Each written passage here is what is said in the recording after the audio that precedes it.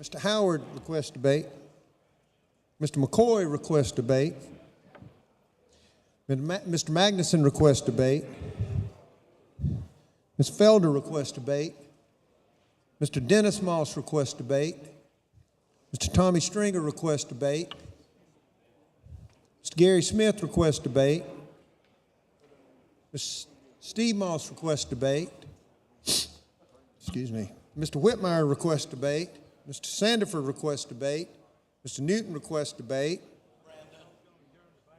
Mr. Brandon Newton requests debate. Mr. Blackwell requests debate. Mr. Young requests debate. Mr. Brown requests debate. Mr. Satilli requests debate. Mr. Crosby requests debate. Mr. Kirby requests debate. Mr. Alexander requests debate. Mr. Hosey requests debate. Mr. Anderson requests debate. Judge Cleary requests debate. Mr. Hyatt requests debate. Mr. Forrest requests debate. Mr. Stavronakis requests debate. Mr. Govan moves to add the roll to House. I think that's sufficient at this point. Mr. McEachin requests debate. Ms. Douglas requests debate. I think that's probably enough to hold it unless you guys just really want your name on the list. Dr. Ridgway, Mr. Williams, Ms. Knight, Mr. James Smith. Not to be outdone, Mr. Caskey is also involved. Mr. Ott, Mr. Jefferson, and of course, Mr. West requests debate. I think that's sufficient to take us to the next bill.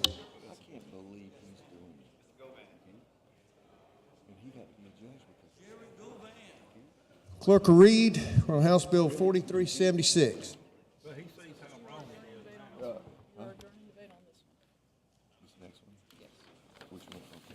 4376. Mr. McCoy. Mr. Delaney, for what purpose do you rise? Request adjourn debate.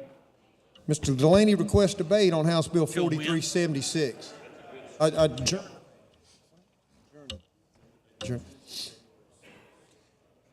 Mr. Delaney moved to adjourn debate till Tuesday, February 6th. Delaney. All in favor say aye. All opposed? The ayes have it. Debate is adjourned on 4376. We're on now page 10. Clerk will read. 4375. Mr. McCoy. Judiciary. Favorable. We have an amendment on the desk. Is number 1. It is the committee report from the Judiciary Committee, number 1.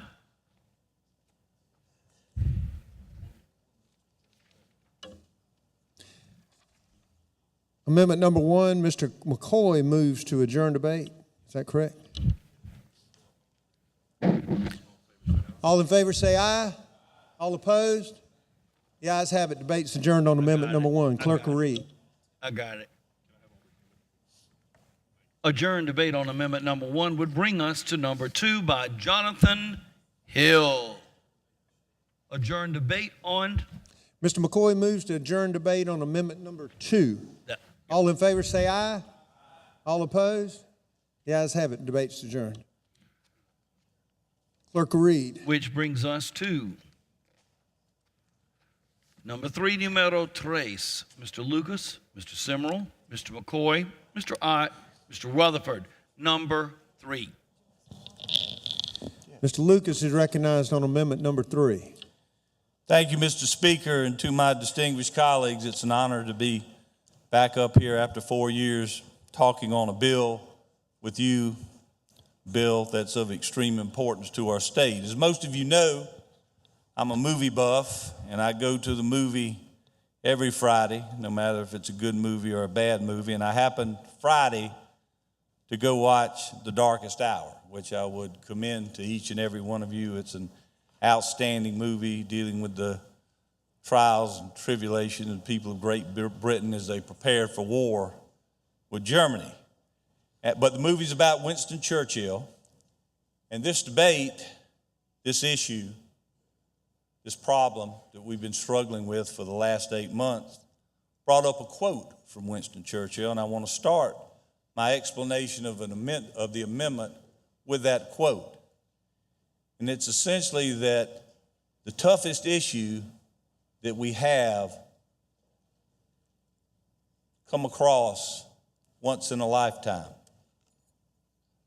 But never give up on something that you can't go a day without thinking about.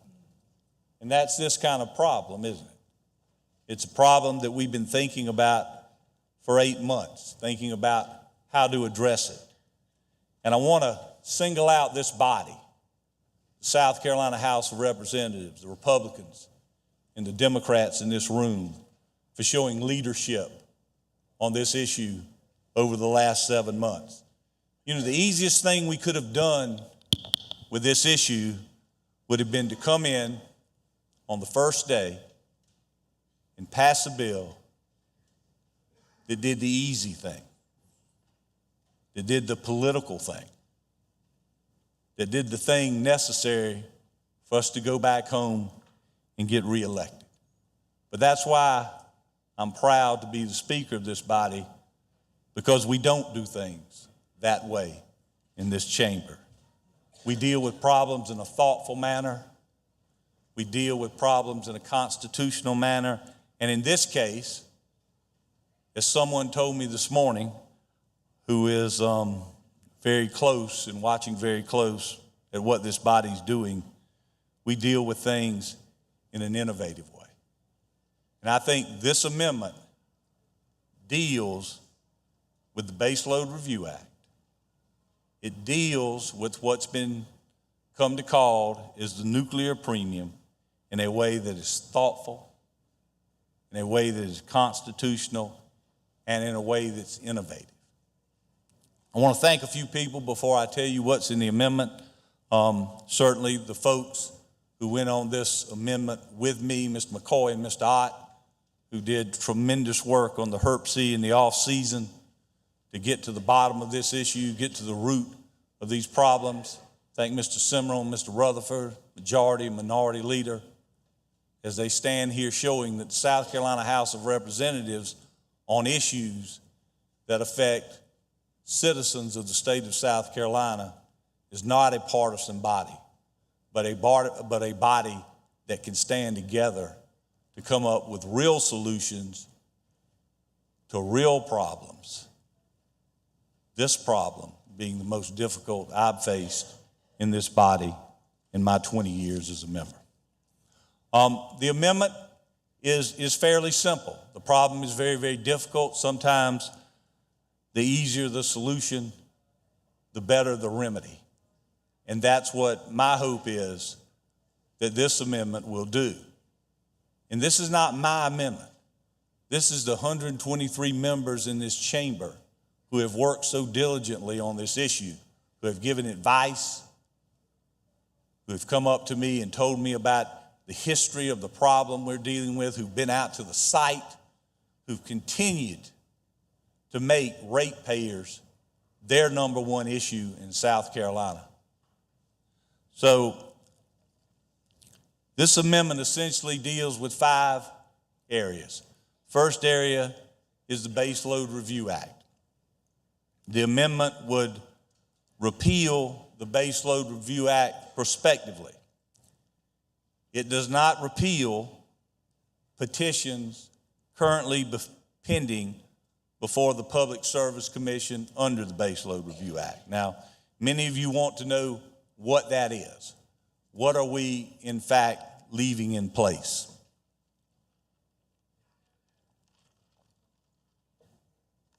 There is, as most of you know, only one petition pending under the Baseload Review Act that references the Baseload Review Act. It's actually under the Baseload Review Act in 2 other sections. It was filed January 12, 2018 by Dominion and SCANA. It seeks to do several things. It requests a merger approval under Section 5827-1300, which is not under the Baseload Review Act. It creates a rate, it asks for a rate reduction under 5827-870F, which is also not under the Baseload Review Act. I want to discuss that section in a minute because it's extremely important. And it does go under the Base Load Review Act's abandonment provision. That's 5827-280K for those who are following along with the statutes. I will tell you, and it's important that I do tell you this, that nothing in this amendment would prohibit SCE&G or Dominion from going forward with their petition. That nothing in this amendment would allow for the issuance of other base load review orders, nor orders approving additional rate requests or revised rate requests or pre-construction or post-construction orders. One member questioned me, why don't we simply wipe out the entire Base Load Review Act going forward and going backward? And it was interesting, over the weekend, many of you may have received from former Judge Billy Wilkins. I thought it was our former Speaker David Wilkins, but it was Billy Wilkins who actually sent a brief to each of you dealing with this issue.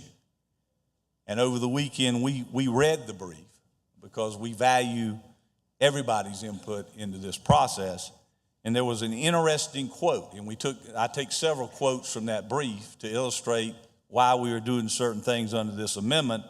But one of the quotes was that due process prohibits a state from reconfiguring its scheme unfairly in mid-course by holding out a remedy and then yanking it away just when it is needed. Whether you're for or against SCE&G and what they have done, and we'll talk a little bit about that also, the Constitution of our state and of the United States specifically provides that remedies that people have relied on, substantive remedies, substantive rights that they have relied on, can't be yanked out from them in midstream. So we are cognizant of that, Judge Clary. We understand that that's the case. And whether we like it or whether we don't like it, I've sworn in 7 members over the past week. And when you take your oath, that oath is to preserve, protect, and defend the Constitution of this state and of the United States. So it's extremely important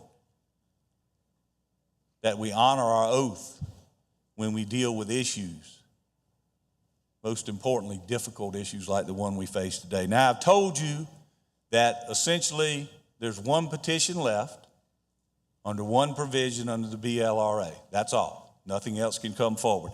That's the abandonment provision. The abandonment provision, you can abandon a project after the issuance of a base load review order. And I want to talk about that provision just a little bit because it plays into why we did other things in this amendment that I think are extremely important. When you have a base load review order that gives you the authority to build a nuclear plant and charge rates as the Base Load Review Act allows you to do, it does let you abandon the plant under certain situation, and under certain situation you can keep recovering cost, and that's essential. When are those situations that you can keep recovering cost? Well, under the abandonment provisions, you can recover capital cost and AFUDC, funds used during construction. They're recoverable only if the utility proves by a preponderance of the evidence that the decision to abandon construction was a prudent decision. And I'll use the term again, prudent decision. I call that kind of a gatekeeper provision, because if the decision to abandon was not prudent, then you cannot recover cost. If the decision to abandon was prudent, then you go to the second sentence, and it reads a little differently, but it's important how it reads. That even if a decision is prudent, capital cost and utilities' cost of construction are recoverable if the utility avoids imprudent cost. So we're dealing, Ms. Brawley, with prudent decisions in one sentence and imprudent cost in the second sentence. So what do the terms prudent, prudency, imprudence, imprudency mean? Well, unfortunately, out of all the defined terms in the Base Load Review Act, those terms probably appear as many times as any other term, but they're not defined terms. So certainly our Public Service Commission, when they look to try to make this determination that they're required to make under the Base Load Review Order, they're not going to know what the terms prudency and imprudency are. So we again go to Billy Wilkins of one of the finest law firms in the state, Nixon, Pruitt, Jacobs, and Pollard. And what does his brief say about how we can handle those type of issues? When you have told a Public Service Commission, somebody you've delegated the authority to set rates to, what they can do, but you haven't explained to them how they can do it. He cites a very famous case.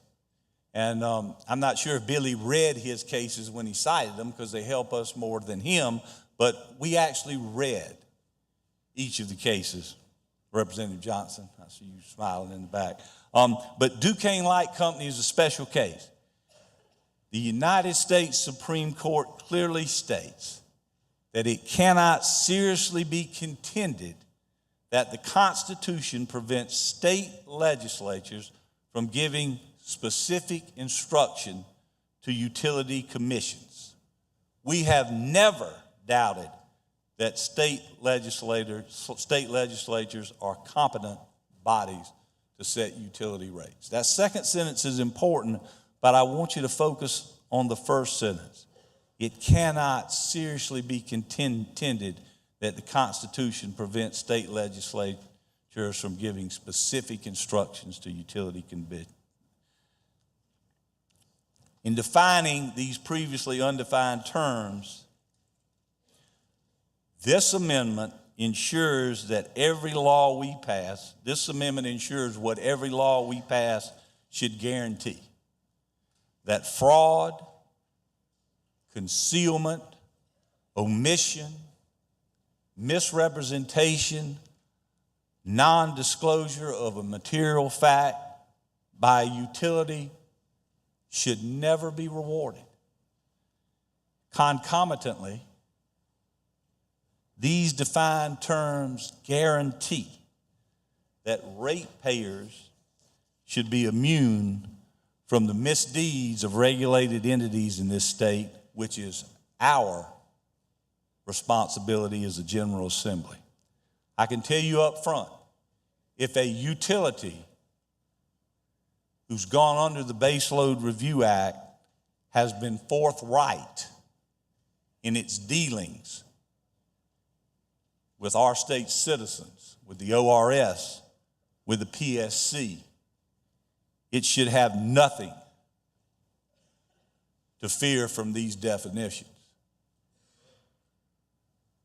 If you see them thinking about appealing whether or not we can impose these definitions in the Base Load Review Act, well, then maybe they can't get over that hurdle. And it's something that we should take notice of anyway. I want to talk a minute about the nuclear premium, as it's been known to be called, the premium on the SCE&G customers' bills that requires the ratepayer to pay for the nuclear facility in Jenkinsville that will never be built. Now, just as a little history, it's certainly no secret that the House intervened in an action filed by the ORS on September 17th to have the nuclear premium reduced to zero based upon fraud.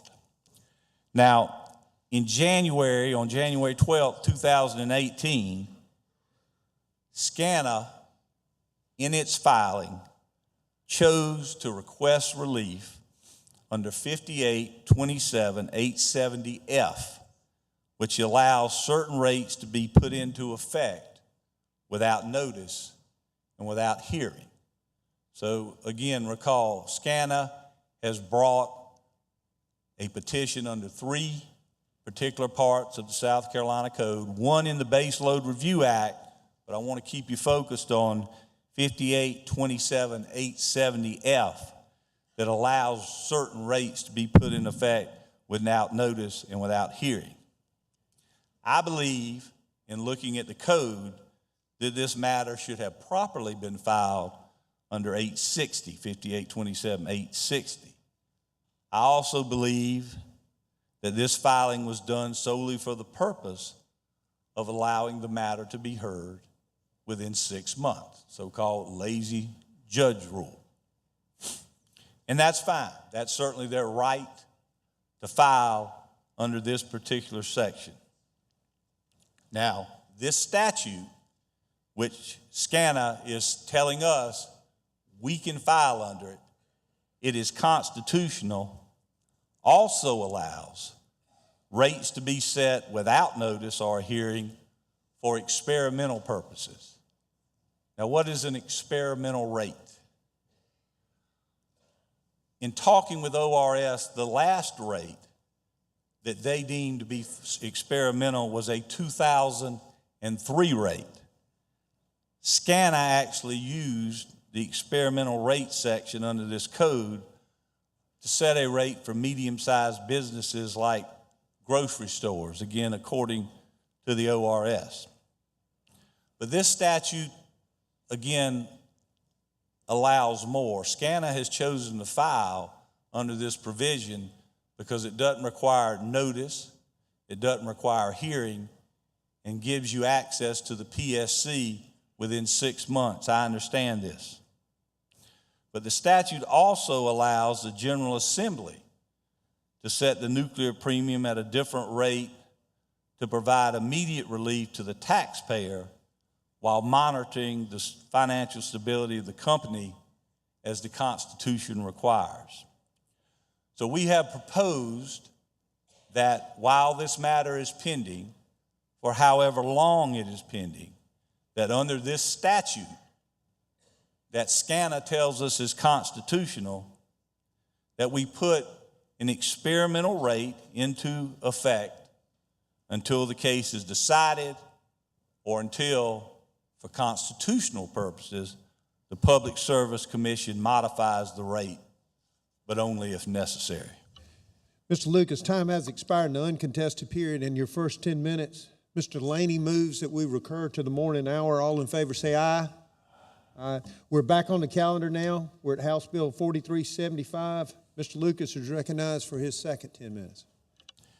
So in reviewing what SCE&G has filed under and what our options are to give the ratepayer relief in South Carolina, which is really our sole concern in this matter, as Mr. Delaney constantly tells me, it makes sense that if a utility has utilized this statute to deal with rates in the past and to bring an action before the Public Service Commission, the ratepayer should also get the benefit of the doubt when the statute is applicable to them.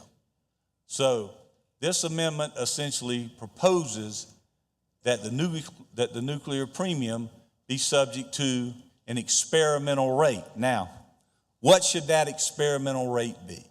We've heard that the nuclear premium is 18%, and talking to ORS, they tell me that they feel it's higher than that. They feel it's actually 19.5%.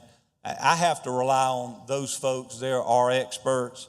But I can tell you that the HRPC that was chaired by Mr. McCoy and Mr. Ott, after taking testimony for hours and hours and hours, serving as a quasi hearing officer in this matter, thought that it was best, given all they uncovered in this matter, and I don't have time in the next 8 minutes to go through all they uncovered, but they thought it was best that that rate should go to zero, giving their findings in this case.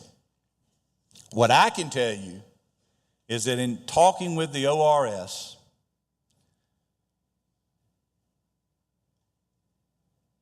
I can tell you what the numbers say.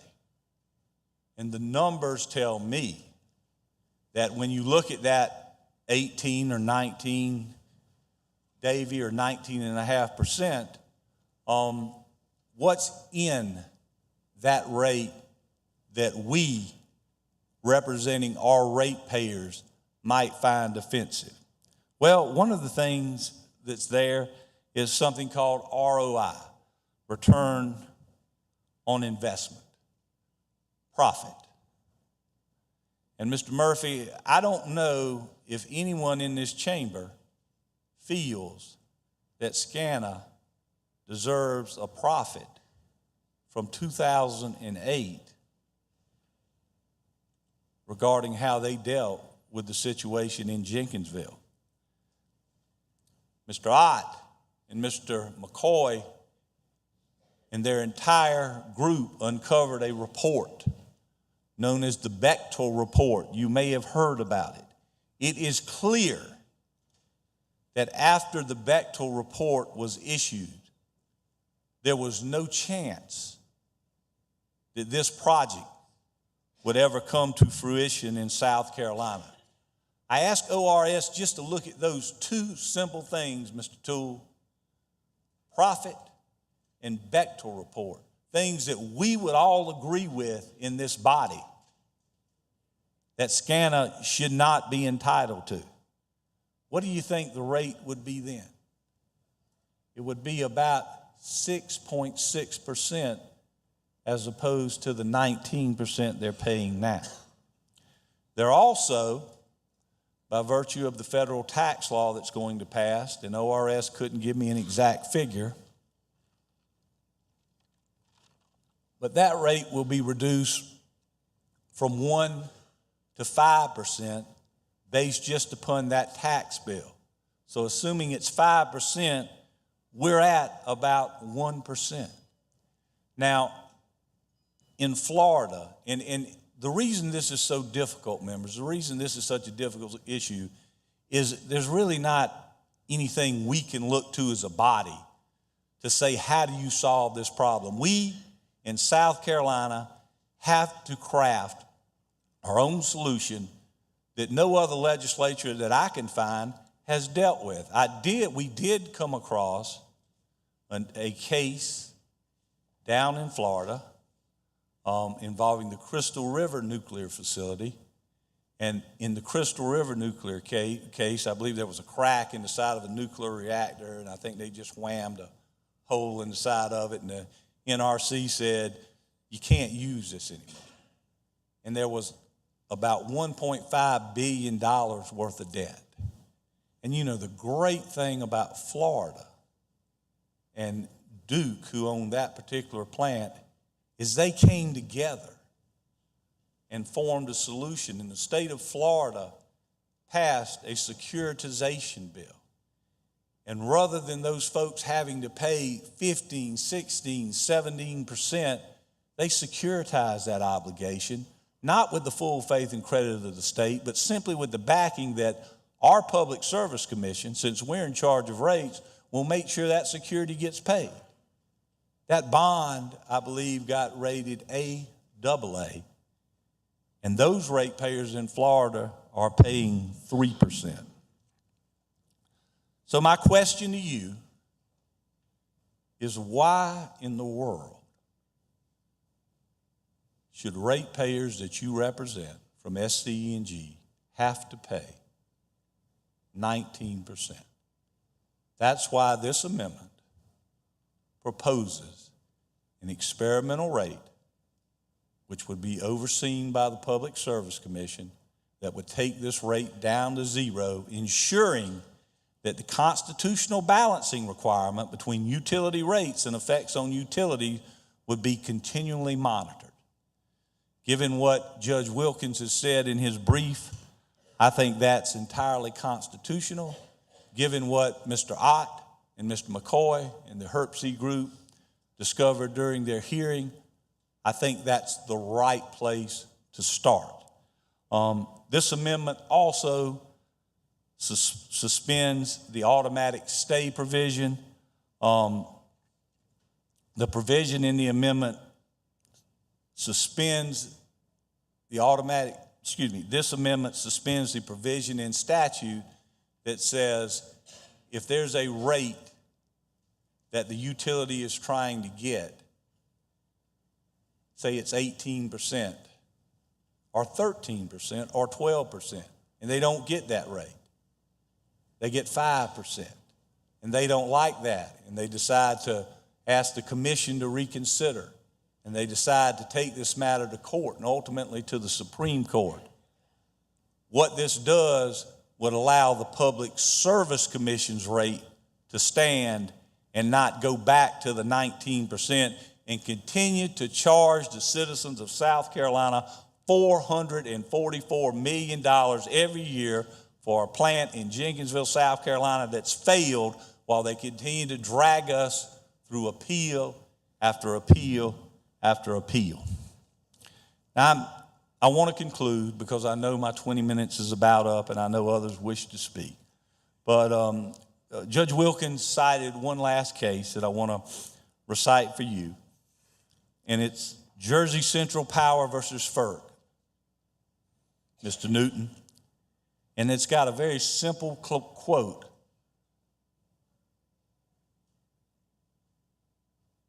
It's a simple quote, but it has a tremendous impact on what our state has gone through. A company that is unable to survive without charging exploitative rates has no entitlement to such rates. That's not from me. That's not from the staff. That's from Billy Wilkins, the case he cited in the brief that he sent to you. Currently, if you're an E&G customer, you pay $147.53 per 100 kilowatt hour after this last BLRA increase. The South Atlantic average is $128. Duke is at $103.52. Santee is at $102.21. Now, I can tell you that you all can imagine the number of lobbyists who have been hired to lobby on behalf of the utilities in this matter. We are making them a lot of money by going forward today, Ms. Cobb-Hunter. Our Chamber of Commerce, who we stood arm in arm and fought with, has recently got some additional sponsorship money.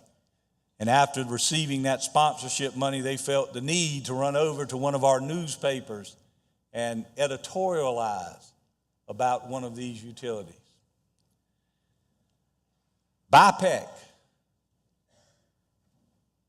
didn't weigh in on the constitutionality of the provision, but has asked us to slow down. The same BIPEC who told me that having a hog farm in Darlington County was good for business, Mr. Ott.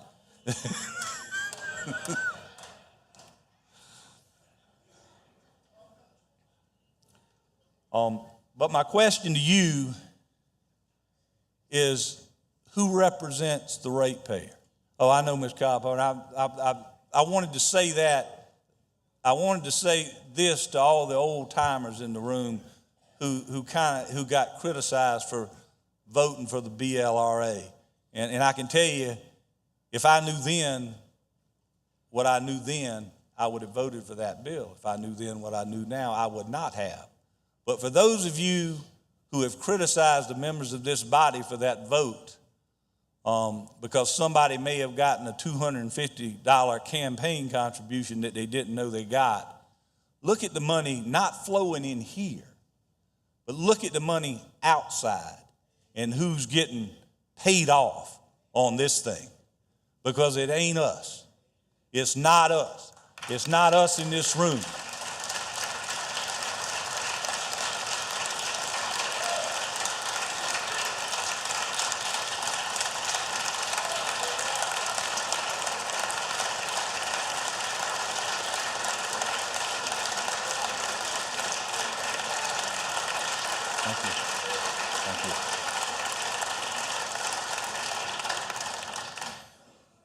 We in this body, and I will close with this, are the only entity in state government who is dared to put forth a solution to the most difficult problem we in our lifetime will ever face. Now, I want to say that we understand that it's just not SCE&G customers.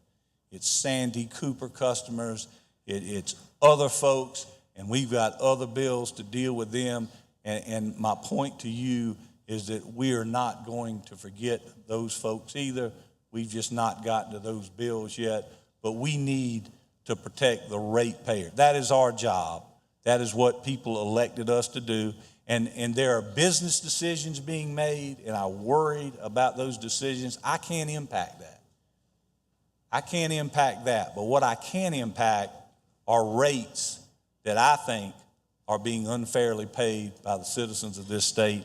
And I would ask you to join me in supporting this amendment. Thank you all so much. Mr. Speaker, your time has expired. Question is adoption amendment number 3. All in favor say aye. All opposed? The ayes have it. Amendment number 3 is adopted. Clerk will Number read. 3 is adopted.